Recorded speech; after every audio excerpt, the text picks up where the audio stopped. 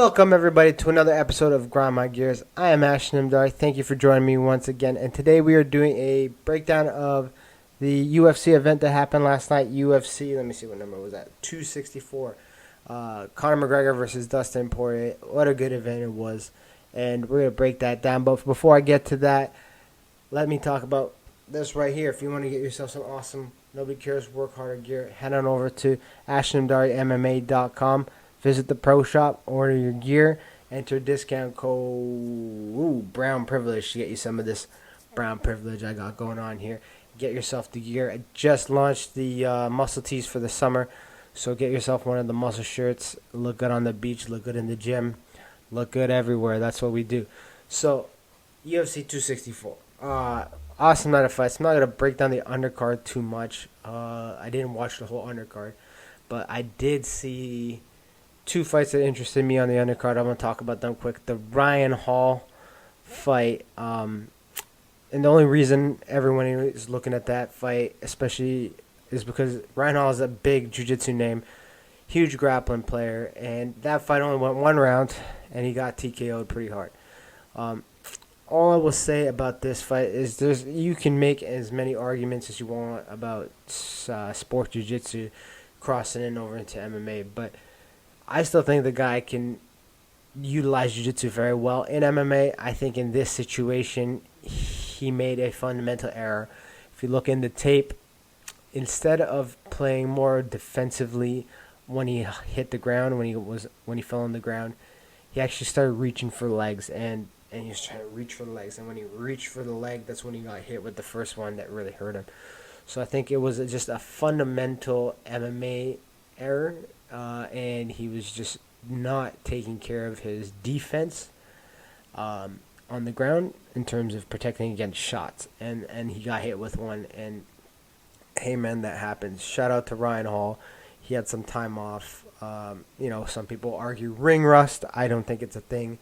He doesn't believe it's a thing. I just think he got caught really well. He made a fundamental error on the floor, and it cost him. And that's all I have to say about that fight. The other one on the undercard I wanted to talk about was the Carlos Condit Max Griffin fight. That was a fantastic fight. Good showing all the way around for both guys. Obviously, Carlos is on the end of his career. Max Griffin is up-and-comer. Max Griffin definitely took it to Carlos in the first round. I believe he dropped him with a right hand or a straight punch. I'm not sure which punch. Dropped him. Max Griffin's striking looks very good. Carlos Condit didn't look bad. He didn't look bad at all. He's just a slow starter. He's one of those guys, if you give him 5 rounds, he'll put it on you. But in 3, you can beat him. So I think going forward for both these guys, Max, no problem. Let him continue to grow. Let him fight top 10 opponents. He'll be fine. I think for Carlos, if he continues to fight, unfortunately he's going to be stuck on the undercard of most of the events now or low main card. So he's not going to get those 5-rounders. So if Carlos wants to continue to compete at a high level, which he's totally capable of, he's got to figure out a way to start fast and start hard. And he takes a little bit too much time. And sometimes by the time Carlos gets going, it's the end of the mid-third round, and he loses the decisions, which is what happened last night. Now we're going to go to the main card, what everybody paid money to watch, including myself. And I'm going to zip through some of them pretty fast, but let's talk about the first one, Sean O'Malley versus Chris Mattino. Now, on paper, this was Sean O'Malley was going to light him up and knock him out. Sean talks a lot of stuff. I've met him when I did my camp back in Arizona. Decent fella. Not the kind of guy I want to hang out with in my spare time, but fantastic athlete, great fighter. And, to put it quite simply, he pieced Mattino up. Don't get it twisted that fight was anything other than Sean O'Malley outclassing this guy. He outclassed him in every aspect of MMA in that fight. But what this fight did show to me is, one, how tough this Mattino kid is. Very tough. 10 days notice took the fight. Like, you can't really expect much from someone from 10 days notice. It's 10 days. So he took the fight on 10 days, and you know what? He wasn't scared of the guy. He was not scared of O'Malley, and I think, this is my opinion, obviously, they're going forward. Sean O'Malley will have a very hard time against fighters who come forward and walk him down. Now, this Chris Mattino didn't have the skill set to hurt him, but he did connect when he walked him down. So when the fight was over, O'Malley was calling out, Dominic Cruz, Cody Garbrandt, all these guys, and there's potential that he can light these guys up and beat them. But if Cody Garbrandt walks you down and hits you with one of the punches that Mattino hit him with last night, he's going out. So there's a little bit of flaw in his game, and you can see from the amount of volume he was throwing, he was gassing a bit, which, in his defense, he was trying to TKO this guy. So maybe work on the gas tank if you're going to be throwing that kind of a volume. But a fantastic showing by O'Malley. Definitely worthy of a top 10 opponent now, and maybe even top 5 to really showcase his skills. But the fight really didn't do anything for his stock. It did a lot more for Mattino, especially with the horrible stoppage. Everyone's like, well, the guy was taking so much damage. There's 30 seconds left. If you were to stop the fight, you stopped it in the third, stopped it in the second. Not with 30 seconds left in the fifth. Let him fight it out. That was not a TKO victory. That was a dominant, unanimous decision for O'Malley. And not even a 50-45. It was probably 50-42. But let the kid finish. He had the balls enough to get in there and work that hard to stay in that fight and be conscious in the fifth round, despite being connected by 85% of the time from O'Malley, according to the statistics. So let the kid fight. Horrible stoppage, but understandable for the health of the fighter. But I think it should have been let go. Then we have Irene Aldana versus Iona Konskaya. I actually had Konskaya going into this fight only because she's in a relationship with Thiago Santos, who I'm a big fan of ever since his fight with John Jones. So it looked like they put in a lot of work, and were doing a lot of things. But hell, Irene Aldana is pretty legit. She has great hands, great boxing. She made that look easy against a very skilled female opponent. So shout out to her for doing such a great job getting that win and TKOing her and KO and flatlining her. She beat her up, and I think Aldana has a bright future, and Konskaya, she'll come back. I think with her and Thiago Santos together, they'll be a good fighting couple for the next couple of years. Thiago Santos obviously having some issues himself getting back. Now we get into the good fights. So Tai Tuivasa and Greg Hardy. The boos for Greg Hardy are warranted. He does not deserve to be there, despite the fact he's a great athlete and he's pretty talented at MMA. He's not a bad MMA fighter. He's a decent MMA fighter. He didn't deserve to be in this position any of his fights. But because of his former status as an NFL player, they gave him this shot. He made the most of it. Kudos to him. He's got power, Greg Hardy, but he lacks technique. This was a classic example of inexperience in the cage. This is something that you kind of get over when you're an amateur fighter. Something I got over. I got knocked out of my very first fight. So I got over that aggressive behavior when you think you're going to hurt somebody and you hurt somebody and you run after them. And the consequences are very dire when that happens. And Greg Hardy found out. Tai Tuivasa got hit and he hit him back. And that's what happens at heavyweight. So, for Greg Hardy, this is 2 knockout losses in a row. I believe the UFC will give him another shot based on his name alone, but who knows? In my opinion, he didn't deserve to be in the UFC in the first place. So if he gets cut, he gets cut. Tai Tuivasa, that guy's a badass, but drinking beer out of shoes, the shoey, that is by far the most disgusting fucking thing I've ever seen. But seems to win fans, so good for him. And great showing for him. I think he should definitely take a step up next time, but Greg Hardy is not a top 20 opponent in my opinion, so he definitely needs to be careful and work his way back up. Don't rush into the top 5, top 8 yet. I don't think Tuivasa is ready for that, but who knows. Let's go to the co-main. Gilbert Burns versus Stephen Wonderboy Thompson. Great fight all the way around. You had to know this was going to happen. This is a classic striker versus grappler match, but a lot of people underrate Gilbert Burns' striking ability. And, there were points in the fight where Stephen Thompson was piecing him. He was getting him, and he was starting to catch his rhythm. And classic, what you do when a striker catches your rhythm, you take him down. And that's exactly what he did. He took him down, I think 3 or 4 times. But the thing was, it wasn't just 3 or 4 times of random takedowns when he was in trouble. It was 3 or 4 very well-timed shots at the end of the rounds in very close situations where if you're scoring that fight and it's an even round, he takes him down and he wins the rounds. So Gilbert Burns did a very good job picking apart Wonderboy. Better than most people, to be honest, that do that. And he picked him apart. And mind you, Wonderboy still had a great fight, but Gilbert Burns took the fight, took it to him, and did a great job. So, what's next for Gilbert? I don't know if it's a title shot. I think he's got to put in another one, but you never know with injuries and stuff like that. Usman, I believe he's got Covington coming up. So and that's the fight in that division. Covington is the legitimate contender for that title. So either Burns waits in line or he picks on somebody else. Who knows? But he put on a great performance. It was a great showing that he's still a contender.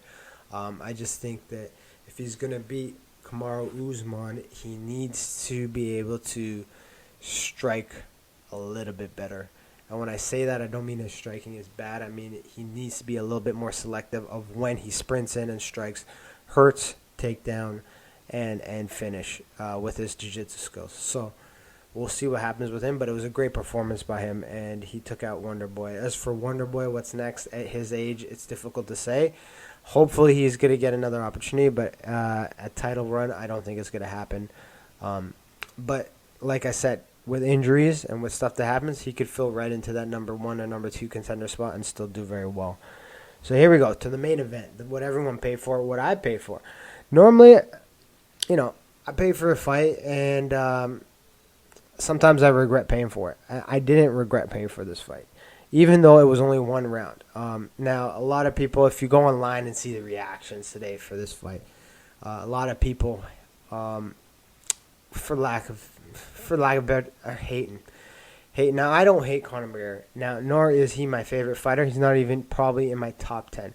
Why I like Conor McGregor is because of what he has done for the sport, what he continues to do for the sport, and how he transcends the game. Now, is he the most skilled fighter in the world? Absolutely not. No. He was a champion, and he is highly skilled and can be champion again. But what Conor brings to the table is what many don't. Like, a lot of people are online today and yesterday saying he's done. He's not done.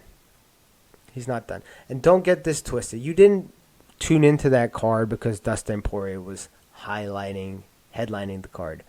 You tuned in because Conor McGregor was headlining the card. All the celebrities showed up because Conor McGregor was headlining the card. Don't fool yourself into thinking you pressed the pay-per-view buy button and invited your friends over because you were rooting for Dustin Poirier only. If Dustin Poirier was the headliner only, it would be half of the buys. And I'm not putting down Dustin Poirier. He's actually one of my favorite fighters.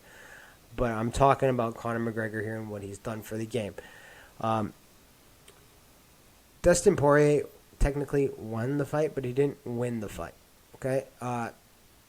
He was doing very, very well. He had the takedowns. Obviously, Conor McGregor, not a very good guy on the ground, but not bad at all. It's not like he's non-competitive when he hits the ground. Dustin Poirier was taking it to him, and that round was, 10-9 Dustin Poirier, and then the ankle break happened. And it is what it is from that point. It's a doctor stoppage, and Conor lost the fight due to a doctor stoppage. I think what transcended this event, what transcended this fight in people's minds is what happened after the event. Now, going into this fight, if this thing went 3, 4, even 5 rounds, questionable 5 rounds for Conor's endurance, I had Conor McGregor winning it. Not because I am hating on Dustin Poirier because historically Conor McGregor responds to adversity very well, based on his past, and he did that last night too. He responded to adversity really well, and the fundamental one thing why I had Conor winning going into this fight was just the attitude. He wasn't that somber, respectful guy. He was the brash Irishman that people pay to watch. And I trained with Josh Koscheck once, and he had did this whole thing with GSP, and people were hating Josh Koscheck. Let me tell you something. Josh Koscheck is nothing but a freaking nice guy. And he said something fundamentally to me, and that was when I was fighting amateur, and he said something to me. He said, Ashton, people are either going to want to pay to see you get beat up, or they're going to pay because they want to see you win. One or the other. He's like, in this game, you don't get to choose. Conor McGregor didn't get to choose. People genuinely hate him, and some people genuinely love him. So if you tuned in last night, you tuned in for one of two reasons. You wanted to see him win because you're a fan of his, or you wanted to see him get his ass kicked. And that is the only two reasons why you tuned in last night. Now, I'm a huge fan of Dustin Poirier. He is in my top 10 list of favorite fighters. I've been a fan of him since he did the documentary Fightful. If you don't even know Fightful, if you haven't watched that documentary, you can't even say you're a huge fan of the guy, because that's what made him who he is today, and that's the struggle that guy went through. A lot of people are mad about the trash talk after. Conor going after his wife. Now, let me tell you something. If you listen to the post-fight press conference, Dustin Poirier didn't even care about those comments. Didn't care. If you watch those documentaries from back in the day, Fightful, Dustin and his wife have been together for forever. Their relationship is solid. That was just Conor McGregor trying to get under his skin. And everyone who's saying how he's... the only reason Conor McGregor is where he is because of he does that. If you think he just fought and knocked some couple people out, you think he would have made it to this level where people are paying thousands of dollars just to watch him fight? No. He talks shit and you like it. Stop getting it twisted. So he talks shit about Dustin Poirier's wife. Dustin said, my wife's a rock. She can handle that shit. That's just noise into my ear. And, what a woman she is. She went up. If there's a photo of her, I'm going to put it side by side right now. There's a photo of her giving Conor the middle finger while he's broken foot on the floor. Those comments were not anything but a little bit of talk to hype up the next thing. So I'm not even mad at Conor for those comments. Now, what Dustin did have problem was with the death comments, and, as a man as a martial artist, not as a man, that's just shitty of him. He shouldn't have said those things, and in retrospect, I think when he sits back and looks on his days, he's gonna say he wish he did it. But these are two high competitor guys, and the emotions are high. The guy's leg was broken. What do you want him to do? What do you want him to say? You want him to be like, oh, my leg's broken? Look at this, guys. This is how much of a competitor Conor McGregor is. If you look at the two guys who have broken their legs similarly, because it's confirmed a tibia break, is Anderson Silva and Chris Weidman, a few others, they were screaming on the canvas in agony. No one was talking to them. Conor McGregor is such a competitor. Joe Rogan sat next to him, and he still had the audacity to talk. I am pretty sure if no one else was there, he would have still kept fighting Dustin Poirier in the cage with a broken leg. That's how crazy that fucking guy is. And I love it. And I love it because it transcends the sport. It took the sport from here to here. You have eyes watching the sport from here to here now. Just because of this one guy. Now, he backed up a lot of his talk, too. Now, I'm not here to defend Conor. Don't get it twisted. I'm trying to tell you guys that it ain't over for him. And by no means did Dustin Poirier win that fight. He won the round. He did not win the fight. This is not over. Conor is a competitor. For someone to break their leg and in the cage, be in that cage and say, I'm going to come get you, I'm going to do it in his Irish voice. And he's not done. He's not done. He will come back, and he will probably surprise a lot of your fucking people who wrote him off. As for Dustin Poirier, what a hell of a fighter. Great job last night taking it to him in the first round. Great job in that second fight taking it to him. And, he's got a title shot. He's going to fight Oliveira, and then this thing with Conor will be resolved when Conor's healed and ready to go. But for everyone on there making fun of Conor McGregor, calling him McCracken, calling him all these names, the memes or whatever, I don't care about the memes. The internet is fucking awesome. Memes are great. Keep those up. But to hate on somebody for bringing a level of success to a sport that otherwise, if he didn't do, we would be 5 years ago back here. Like, we would be pushed back. He has brought a level to this game that we would have never seen. He is a once-in-a-lifetime personality and a once-in-a-lifetime fighter. Is he the best? No. He is. When I say he's a once-in-a-lifetime fighter, he's the once-in-a-lifetime fighter that brings that personality and brings that high skill level. A once-in-a-lifetime fighter is someone like Anderson Silva, someone like George St. Pierre, someone like John Jones. Those are once-in-a-lifetime fighters, but they're not once-in-a-lifetime personalities and fighters. And so Conor McGregor brings the whole package. And whether you like him or whether you fucking hate him, too friggin' bad. He is here to stay. He's not going anywhere. And he's a bad motherfucker. So is Dustin Poirier. So hats off to both those guys. They're going to run that back. Trust me, they're going to run it back at some time. And I don't even know who to say who's going to win. Many people will say it would be Dustin Poirier will win the fourth fight. But I will go out on a limb again and say it would be Conor. Not because I'm a Conor nut hugger. He's not even in my top 10. Dustin's in my top 10.